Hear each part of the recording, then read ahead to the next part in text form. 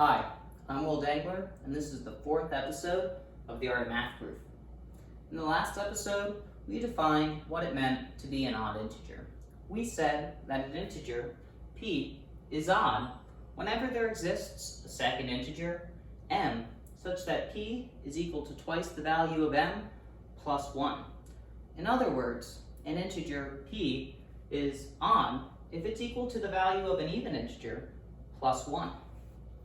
We then use that definition, along with our definition of what it means to be even, to prove that the sum of any two odd integers was going to be an even integer. Now today, we'll prove something very similar.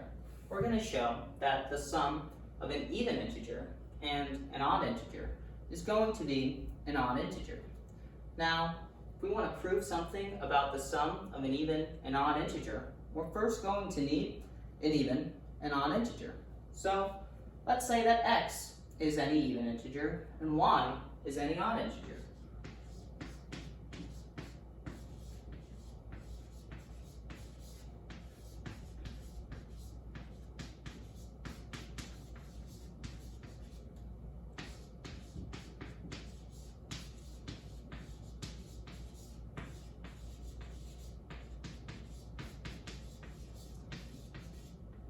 Now, we don't need to know anything about x beyond the fact that it's an even integer, and we don't need to know anything about y beyond the fact that it's an odd integer.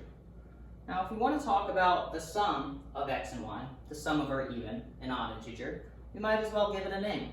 Let's call the sum of x and y z.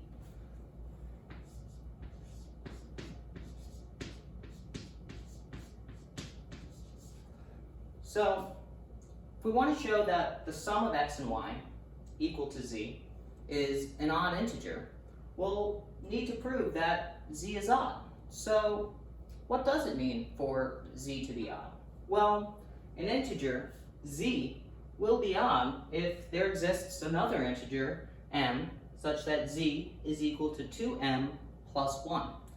So if we can manage to write z in this form, the form of 2 times the second integer plus 1, then we'll know that z is odd by our definition of oddness.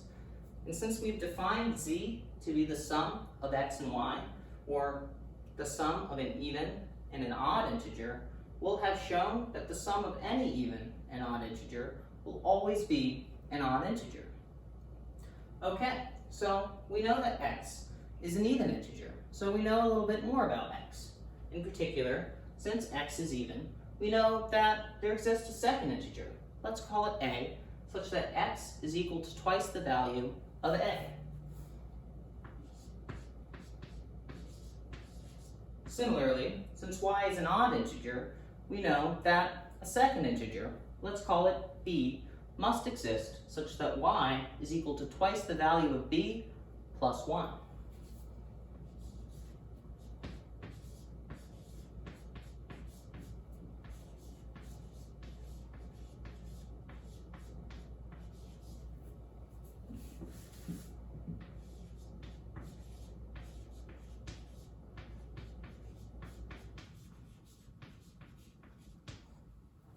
Now that we have x is equal to 2a and y is equal to 2b plus 1, we can substitute 2a for x in our equation for z, and we can substitute 2b plus 1 for y in our equation for z.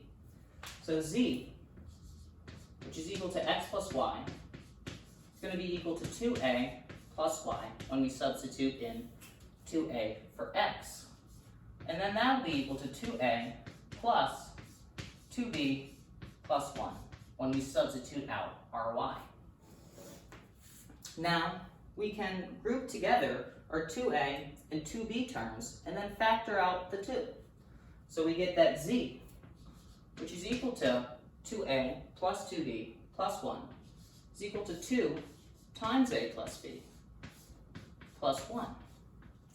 And we know that a and b are both integers. In particular, a is the integer we multiply by 2 to get x, and b is the integer we multiply by 2 and then add 1 to that product to get y. So since both a and b are integers, we know that their sum is going to be another integer.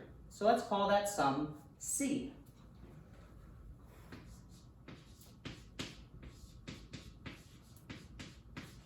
And now that we have C is equal to A plus B, we can substitute in C for A plus B in our equation for Z.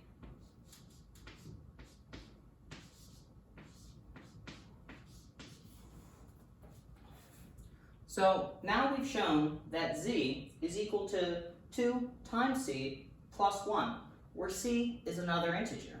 If we go and look at a definition of oddness, we said that Z would be odd if there existed a second integer, m, such that Z is equal to twice the value of m plus 1. That's exactly what we've done. We've shown that Z is equal to twice the value of the integer C plus 1. So therefore, Z is odd by our definition of oddness.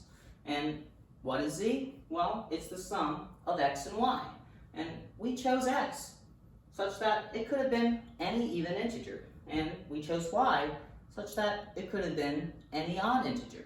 So we showed the sum of any two even and odd integers is going to be an odd integer. Fantastic. So we finished up our proof for the day. And in the next episode, we're going to backtrack a little bit and talk a little bit more about these properties of algebra we have taken for granted thus far in the series. Until next time, this has been Will Dangler.